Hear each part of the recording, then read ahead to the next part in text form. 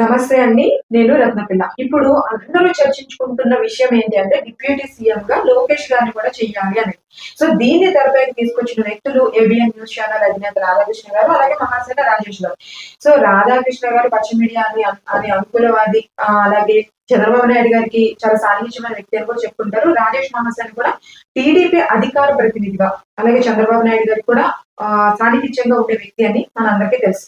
అయితే ఇదే రాజేష్ ఎన్నికలకి ముందు పవన్ కళ్యాణ్ గారు ఒక ప్రమాదకరమైన వ్యక్తి, ఎన్నికల్లో ఓడించాలి అని చెప్పారు. సో ఈ అంశాలను ఒకసారి మనం చూసుకునే ముందు ఎవరైనా కావచ్చు, వాళ్ళ నాయకుడు డిప్యూటీ సీఎం అవ్వాలి అనుకోవడంలో, ఆశపడడంలో తప్పేం లేదు. ఎందుకంటే మా నాయకుడు ముఖ్యమంత్రి అవ్వాలి అనేది మేము కోరుకుంటున్న అంశం. సో మేమందరం కోరుకుంటున్నాం బలంగా. అయితే కొన్ని వాస్తవ అంశాలు చూడాలి, కొన్ని పరిణామాలని ఖచ్చితంగా గమనించుకోవాల్సిన అవసరం ఉంది ఎవరైనా కానీ. ఎందుకంటే పవన్ కళ్యాణ్ గారు చాలా సందర్భాల్లో అనుభవజ్ఞుడైన వ్యక్తి రాష్ట్రానికి అవసరం అని, ఇంకా పొత్తు 10 సంవత్సరాలు ఉంటుంది. ఈ 10 సంవత్సరాల్లో కూడా చంద్రబాబు నాయుడు గారి ముఖ్యమంత్రి అని కూడా ఆయన చాలా సందర్భాల్లో చెప్పడం చూసాం. సో చంద్రబాబు నాయుడు గారు జైలుకి వెళ్ళినప్పుడు ప్రభుత్వాన్ని ఎదిరించి నిలబడిన వ్యక్తి పవన్ కళ్యాణ్ గారు. చంద్రబాబు నాయుడు గారికి అండగా మాట్లాడిన వ్యక్తి, జైలు నుంచి బయటకు వచ్చిన తర్వాత పొత్తు గురించి మాట్లాడిన వ్యక్తి కేవలం పవన్ కళ్యాణ్ గారు మాత్రమే. ఎందుకంటే ఓటుని చీలనివ్వం అని చెప్పి పొత్తును ప్రకటించిన వ్యక్తి ఎవరు? పవన్ కళ్యాణ్ గారు. గత ప్రభుత్వంలో అధికార పక్షంలో ఉన్నారు అనే కదా వాళ్ళ భయంతో ఏ టీడీపీ నాయకుడు చేయగలలేదు, సపోర్ట్ గా మాట్లాడలేదు, సపోర్ట్ ఇవ్వలేదు, ఎదిరించలేదు. కానీ ఎదిరించి నిలబడిన ఒక వ్యక్తి పవన్ కళ్యాణ్ గారు. డిప్యూటీ సీఎం గానే కాకుండా ఇప్పుడు 5 శాఖలుగా, అంటే 5 శాఖలు తీసుకుని ఎలా అభివృద్ధి పరుస్తున్నారో మనం చూస్తున్నాం కదా. విశాఖ రైల్వే జోన్ కి సంబంధించిన విషయంలో కావచ్చు, అలాగే స్టీల్ ప్లాంట్ కి సంబంధించిన విషయాలు కావచ్చు, అలాగే కేంద్రం నుంచి నిధులు తీసుకొచ్చే విధానంలో కావచ్చు, జలజీవన ప్రాజెక్ట్ లో ఉండే పైప్ లైన్లకు సంబంధించిన విషయాల్లో కావచ్చు, అలాగే సీసీ రోడ్లు కావచ్చు, బీటీ రోడ్లు, ఇలా ప్రజల పక్షాన ప్రజల కోసం సర్వీస్ చేస్తున్న వ్యక్తి, ప్రజల మమేకమైన వ్యక్తి. సో అలాగే గిరిజన గ్రామాల్లో ప్రజలు ఇబ్బంది పడుతుంటే రోడ్లను అనుసంధానం చేయడం వల్ల వాళ్ళ కళ్ళల్లో ఆనందాన్ని కూడా మనం చూసాం కదా. సో ఇప్పటి వరకు అది ఎప్పుడైనా జరిగిందా? అలాగే గిరిజనులు రాష్ట్రంలో మేము కూడా భాగస్వాములే అన్న విధంగా వాళ్ళ ఆత్మగౌరవం తీసుకొచ్చేలా చేశారు కదా. సో డోలే మొత్తం లేని రాష్ట్రం మన రాష్ట్రం కావాలి అని ఆ పల్లెల్ని మారుస్తున్న విధానాన్ని మనం చూస్తున్నాం కదా.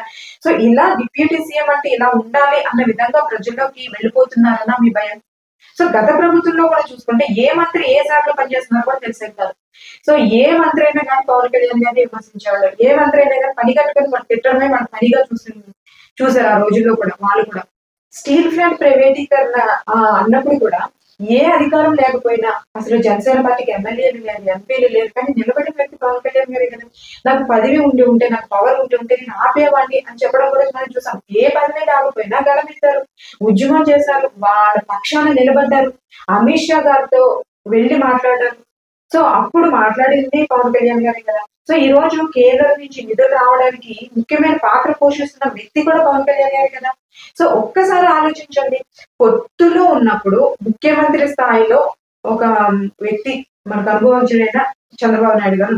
సో పొత్తులో ఇంకొక వ్యక్తిని డిప్యూటీ సీఎం గా కొనసాగుతున్నారు కదా. మరి ఎందుకని తట్టుకోలేకపోతున్నారు? మళ్ళీ లోకేష్ గారిని ఎందుకు డిప్యూటీ సీఎం చేయాలని అనుకుంటున్నారు? సో 21 ఎమ్మెల్యేలు పోటీ చేస్తే 21 ఎమ్మెల్యేలు ఓడించండి అని స్లోగన్ ఇచ్చింది మహాజన్ రాజేష్ గారు.